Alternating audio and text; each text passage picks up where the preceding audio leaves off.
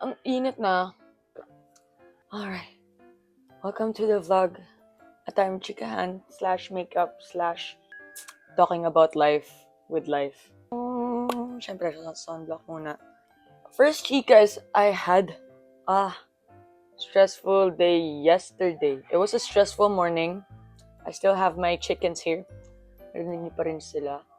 But it was a stressful morning for me. But then, I would not allow a stressful morning ruin my entire day. So, I'm happy bumisita si Fatima, my friend, and we talked about a 2-month exhibition about God. And yung common denominator namin is God. We chose the element of light as a representation of God, like lighting up us, our works, and our lives. By the way, this is Sunblocks is from Lux. Yeah. Aqua Daily Sunscreen Broads.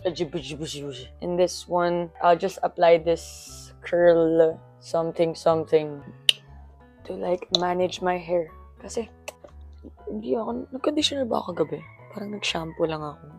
Kasi, ayun nga, dami kong ginalaan kahapon. Punta si Fatima, we talked about the exhibition, and yung mga suicidal thoughts.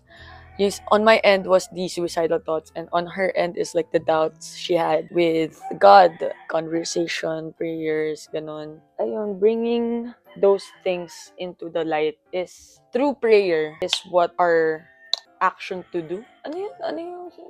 Basta yung action para gusto mo pa rin Lord help me to communicate things. So parang bringing those into the light, lahat ng struggles, doubts, and madness, tampo with God. It is to bring those things to God, like bringing it to the light. So like the light is the metaphor for God dun sa exhibition namin. Pero actually, yes, God is a light. He shows us a direction to how to go about this life, how to live in this broken world.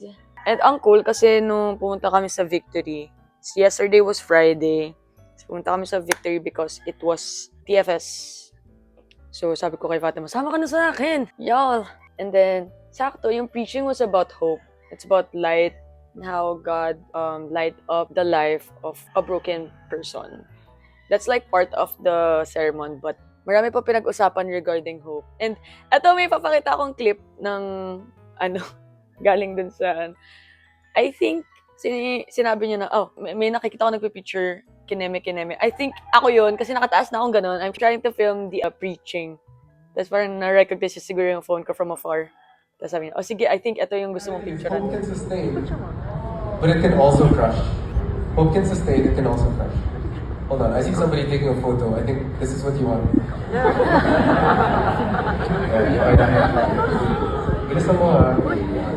I think we all have this times in our walk sa life na parang ay napagod tayo umasa na things will get better, things will go the way we planned it in our head. I love the topic because it really is a very vulnerable state of Christians and non-Christians. Kahit Christian ka man o hindi, you really need to hope because hoping is an action that you can do for you to continue to live. Because without hope, you would rather wanna die. Tapos, after TFS, kumain na kasi ako ng burger sa McDo. 2 burger kinain ko. Like, sobrang ang calories ko. Sobrang nawalan ako ng self-control. And then, biglang nag-chat yung friend ko. Birthday ni CJ. Nag-ambagan sila sa birthday nila. They had close dates of their birthdays. So, pinagsama-sama na nila. Nag-treat sila sa restaurant ng Provinciano dito lang sa Maginhawa. Then, it was my first time entering that restaurant. Kasi feeling ko super mahal. Kaya never ko siya pinasok. It's intimidating. Nakakain ako ng maraming burger. So, punta ko dun. Hindi na ako kumain ng meal. Kumain na lang ako ng dessert. Ang ganda lang kasi it was a very spontaneous day and productive. Parang despite of having this bad morning, I think, God made the way to meet me in that bad morning and turned it into a manageable, productive, and grateful day. Small group din kasi kami kanina. And yung tanong ni Ate Nika is, as a person who is saved, how would you treat a bad day. I'm like, since I'm having a bad day nga, the thing that I did initially is gumala. Kasi pag nasa-stress ako, naglalakad-lakad lang ako, nagagala ako. I talk to people and change the topic of what's in my head. And then what I realized during the small group sessions that in order for me to not continue this bad moment in my day is to ask for guidance na kung paano mag-go about this day, because I know yung bad things that have happened today is not going to happen tomorrow or maybe the next days, because there's no absolute feelings. Like, hindi magtatagal tong feelings na to, or like my bitterness or anger, because those are just temporary emotional things. I don't want to do things that would affect other people and then make me feel na mag-guilty or mag-regret sa mga nagawa ko, because I've learned a lot of lessons of being impulsive sa mga decisions ko in life because of a very high emotional state. I think praying before doing things or before talking is the best thing you could do. And then going back to the story is, after dun sa restaurant sa Provinciano, tinuruan ako ni Ato mag-drive. And kailangan ko kasi mag-aral mag-driving, parking. Kasi yun yung gagawin today. Kaya ako din nag-aayos because may driving lesson mamaya.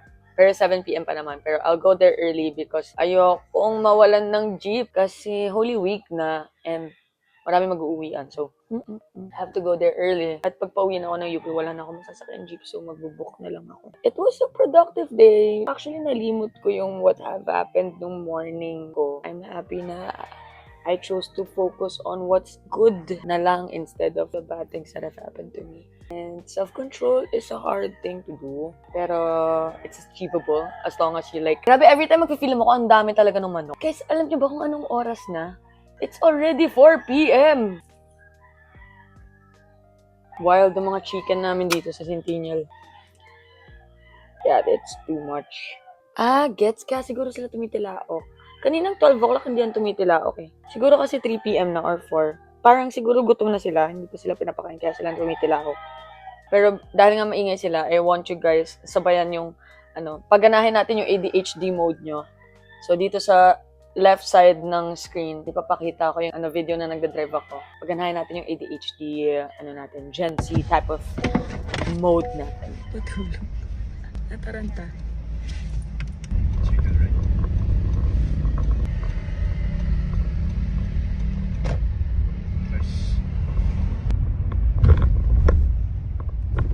That's a bad break. Mas smooth ka kagabi. Oh. Siguro kasi mas mabigat yung car mo kagabi. Ito parang... Feeling ko isa akong taxi driver na nagmamadali umuwi at para makuha ko na yung... May dala ko na yung pasahero kung makapagsakay pa ako ng pasahero. Pag may makita ka ng hams, medyo mag-minor ka na. Wag na mag-gas. Oo, wag na mag-gas. Dito brake. Kahit na tayo sa brake.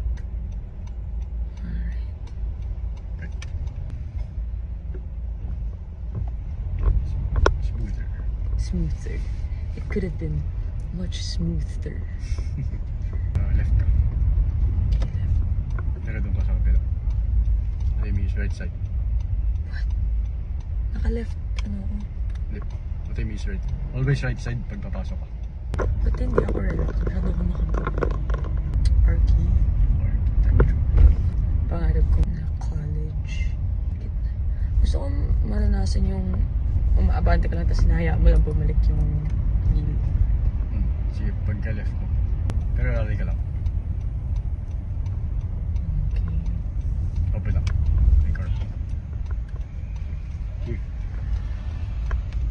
Right side. Okay, bitaw. Bitaw. Uy, hindi. Flip. Sorry. Yan. Hindi siya. Yan. Ngayon lang nag-signal. Oh, may jeep.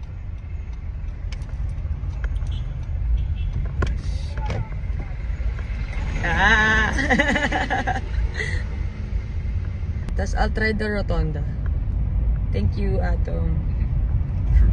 May Tomorrow is the exam. Basta, 7 p.m. exam ko. 7 to 9 kami. watch ka na YouTube videos before. Yan. Review ka lang. Parang Nakatulog nga ako, yun yung pinapanood ko. Hindi naman ako mataon. Hindi naman nag-glasses. Hindi naman. Yes.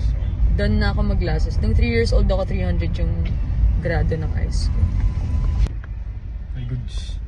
Nice. Break. Okay, maganda yung break ko dun. Thanks. Park. Yung last video ko, hindi ako nakapaglagay ng lashes, right? Guys, stop! Hindi talaga nila kayang manahimik. Titinulahin ko yan. Pero, binigyan ako ni Ma'am Queenie neto. Yung clip. Yung feeling ko, parang 3 days ako hindi nakapag-sunblock. Sobrang nangitim yata ako. Grabe, nagugulat ako sa collection ng nude things. Nude makeup ko. Plus, to be okay. So, ito maglalagay na tayo finally ng lashes. Camera. Try to remove. This is hard. Pwede na yan.